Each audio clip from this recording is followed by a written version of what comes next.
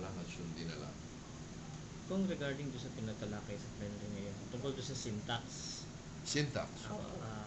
Kayo po yung first proponent niyan. Ako ang unang proponent. Ano po yung pagkakaiba nung sa inyo kaysa yung ngayon na yung tinatalakay niyan? Sa totoo lang, konti lang. Unang-una, ang unang proponent, akong proponent kasi lagi minamadali ko yan.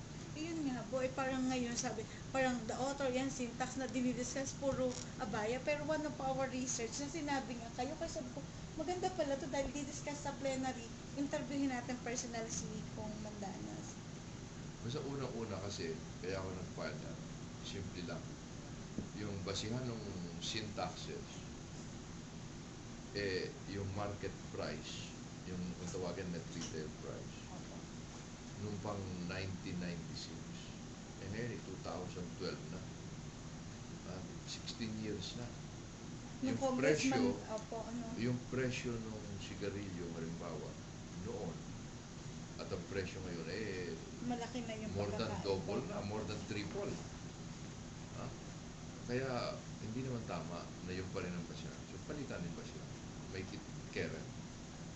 Kung magkano yung pinagbibili, yung sigarilyo, yung pakete po, yun dapat ang basihan ng taxes.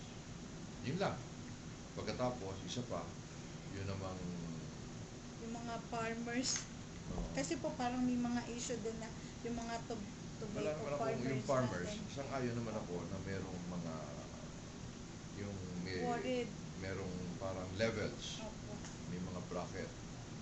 Yung mura na sigarilyo, mababanta. Hindi po, yun ang nagiging problema ng mga tobacco farmers natin sa ngayon na pinoprotest nila sa Department of Finance. Pag tinaasan daw po yung yung taxes, baka mawala na sila ng itatanim. Hindi po ba parang doon sa book po na nabasa ng research? Pag mababa ang presyo, mababa rin ang tax. Pag mataas ang presyo, mataas ang tax. Ibig sabihin, hindi kasalanan yun ng gobyerno. Kasalanan yun nagtitinda. Pwede ba namang mataas ang kanilang kita, mababa ang kita ng pamahalaan? So research po namin, dito sa Pilipinas, pinakamababa ang halaga ng sigarilyo. Kasi sa buong Asia. Sa buong Asia. Kapo yun nga po yung farmers. Alam mo kung bakit? Dahil nga ang basihan ng tax, yung selling price ng sigarilyo in 1996. 1996 Yun, ako ang unang nag-file. Yun pala yung sa inyo. Yun nga po yung sabi ko, yung parang sa research namin na kayo yung una na ano kaya yung pagkakaiba para at least po iba yung angle ng story namin. Kasi parang ang ngayon po, yung inaano nila yung health, yung health tungkol sa kalusugan. Yan kaya pataasan ng yun naman ang kanila. Pero iba naman yung akin. Akin ay talagang kung tawagin ko equity. Kung ano lamang tama. Namin masama naman itsura na yung basihan ng tax yung selling price nila noong pang-una. Dapat ang basihan yung presyo nila ngayon. Yung presyo nila itinaas na more than 200%. Ano magagawa natin? In other words, hindi kasalanan niya ng gobyerno. Di ba? Opo. O parang hindi sila nag-e-evoke na-maintain lang doon sa tax. Hindi natin ina-atake ang farmers. Opo. Nakasentro lang ba sa tobacco yung syntax? Tobacco at saka yung mga alcoholic drinks. Fermented or distilled. Ganun din Same din po At saka meron pa yung distilled, meron pang ang presyo ng distilled kung ikukumpara mo dun sa ibang distilled na galing sa ibang bansa, sobra naman talaga ang baba. Biro mo mga 4,000%. Mas mura yung local nating anak dito. Especially po, pag Batangas, ang maaapektuhan yung market na alam naman natin pag Batangas, Quezon, so in other words, Lambano. sobra talaga ang baba at ang dahilan, sobra talaga. Kaya natalo na tayo sa kaso sa World Trade Organization. So ang call lang natin is yung tax should be based para equitable. Tama naman. Di ba? Saka ito yung pinaglalaban ko noon pa sa LEDA kasi noong unang taon ko, nung pagpasok yung di ba si Pinoy, Congress. gumawa ng priority na dapat aprobahan. Walang kasamang increase in tax. Hindi sinama ito. Sabi ko, isama naman yun. Hindi sinama. Tapos sabi ko, mabuti, nitong taong ito, isinama na. Ibig sabihin po, yung una palang pag-upo ni Presidente, walang ano, wala silang- Pinaglalaban ko na, gawin na natin, ngayon na natin gawin to dahil mahigit na 16 na taon tong hindi magandang ayos. Yung mga halimbawa ikaw, bibili ka ng isang bagay. Ang presyo rin ba 100.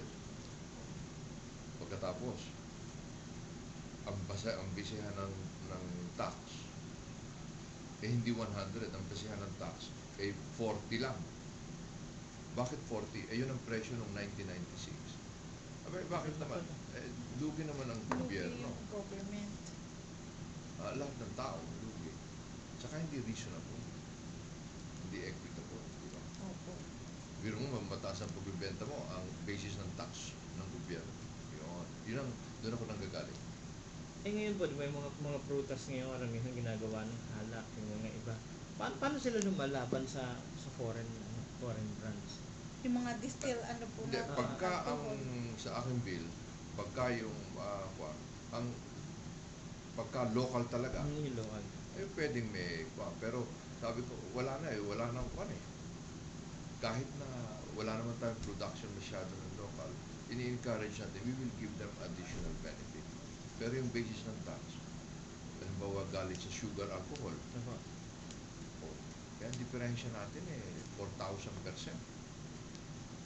So malayo-malayo talaga yung sa sigarilyo at saka sa alak. 4,000, Magkaiba. Kasi So, ang sa mga, sigarilyo, parang ang namamayani dito foreign brands 95%. Isa lang kumpanya. Philip Morris. Yun nga po, yung parang, dun nag-research muna nga po, nakalagay yung Philip Morris lang ang nag-ano. Parang inisip na, bakit Philip Morris lang? Yun, ang hirap. Malaki na ang inuubos nilang pera dyan sa Sa ads, sa Parang ads kung nila. ano talaga. Kumbaga Nagulat monopolyo lang na ako po sa nila. pamahalaan. Dahil noon, ayaw ilagay as priority. Sa Pero tingin, yun, I am on record. Sabi ko noon, every day na ito ay hindi natin ginagawa, nawawalan tayo. Magkano nung sabi ko, nakalimutan ko na 200 million yata or something like that a day. Kasi 70, yeah, something like 200 million pesos a day. pabor mo ba kayo na lalagyan ng traffic warning yung mga pakete? O naman, Mas malaki daw. kung gaano kalaki, pwede nang pag-usapan yan. Pero dapat may warning. Sabi ng mga tobacco company, mga cigarette companies, malulugi naman doon sila. Hindi, ang pinag-uusapan lang ngayon, gano'ng kalaki. Hindi na ako nakikialam kung gano'ng kalaki. Kasi may warning kayo. Basta may warning, may advice. Kasi yung warning ngayon, maliit masyado. Hindi palakihan ako. Palakihan. Opo, parang May halimbawa, graphics para ho. Ang Hindi. gusto naman ng iba, may graphics pa. Sabi po ng mga Philippine College of Physicians, yung mga doktor, yung mga doktor po, yun po ang proposal ng Philippine College of Kung gusto Physicians. nila ng graphics, huwag na naman kailangan. Ako, panala. Payag na ako, maglagay sila ng graphics sa mga posters. Pero huwag na rin sa pakete. ang pattern kasi nila sa Australia, sa Thailand. Anyway, pag ako, kahit anong gusto nila, okay sa akin. Basta Ay pinaglalaban ko lang, ang basihan ng tax, dapat yung current net retail price. Huwag yung presyo nila nung kopong-kopong pa, na sobra ng ba. Kumpara naman po daw napakamura naman daw talaga ng sigarilyo dito kaysa doon sa... Kaya nga pati mga batang maliit, sigarilyo na. Pero gusto ko yung graduated. Yung pagmura para sa may hirap, mababa lang ang tax. Bakit? Based on selling price. So, kung mababa ang presyo, di lalabas ang baba yung price. Ganun. Kikita yung negosyante, kikita rin ng gobyerno. umano lang. Ayaw ko nung isa lang. Monopoly. O yung mono. Kasi pagka isa lang, ang ibig sabihin nun, kung magkano ibinabayad ng mayaman, yun din ang ibinabayad Same. ng mahirap.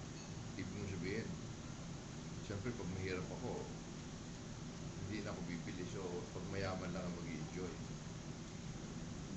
Yun, hindi yung ano, same ano, wala nang ano pagkakaiba. Siyempre, mayaman lang makaka-afford. Okay.